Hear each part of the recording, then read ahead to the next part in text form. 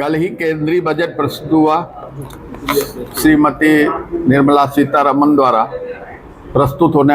लगातार प्रस्तुत होने वाला ये 8वां बजट है और इस नाते केंद्रीय वित्त मंत्री सीतारमन जी एक एक्सपीरियंस्ड फाइनेंस मिनिस्टर कही जा सकती है और इस बजट को के प्रावधान मुताबिक भारतीय जनता पार्टी का ये लक्ष्य है कि हम समाज के अंतिम पंक्ति में खड़े व्यक्ति तक अपनी देश की समृद्धि का एहसास करा सके।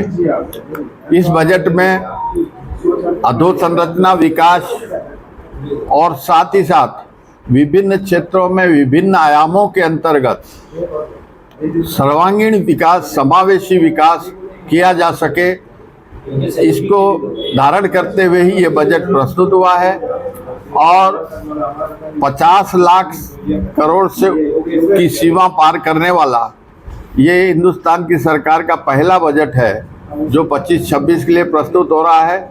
और इस बजट के माध्यम से इस देश में लोगों की क्रय शक्ति बढ़ाने के लिहाज से भी प्रयास हुआ है। पूंजी का प्रवाह बाजार में चलता रहे, नए उद्यमी काम प्रारंभ कर सके, उन्हें पूंजी की उपलब्धता रहे। साथ ही साथ कौशल विकास पर भी इस बजट में ध्यान दिया गया है ताकि कौशल्य प्राप्त करके एक नवयुवक, एक बेरोजगार अपना स्वयं का व्यवसाय, अपना स्वयं का सगल प्रारंभ कर सकता है। और इसी नाते इस बजट में देखा जाए तो एससी और एसटी वर्ग को, पिछड़ा वर्ग को, ग्रामीण क्षेत्र को, किसानों को, इन सारे लोगों को एड्रेस करते हुए बजट में विविध प्रावधान है।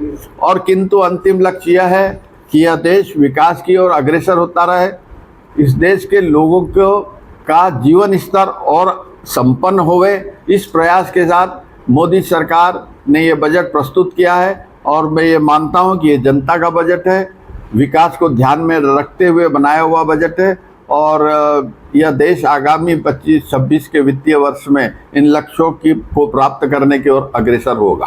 अभी हम 5वीं अर्थव्यवस्था में हैं, इसी अर्थव्यवस्था में आने में बजट कितना कारगर साबित होगा? निश्चित तौर पर जिस तरह से व्यावसायिक गतिविधियाँ, उत्पादन की गतिविधियाँ, कृषि उत्पादन में वृद्धि की गतिविधियाँ, सारे गतिविधियों के द्वारा हम अपनी इकोनॉमी का आयाम या जिसका कहने जो वॉल्यूम, आयतन, हम उसका बढ़ा रहे हैं। और निश्चित तौर पर जैसा कि मोदी जी ने अपना संकल्प व्यक्त किया, अगले 5 वर्ष के अंदर यानी मोदी 3 की अवधि के अंतर्गत ये बात आपको हमको सुनने मिलेगी कि देश की अर्थव्यवस्था अब तीसरे नंबर तक पहुंच गई है। Thank you.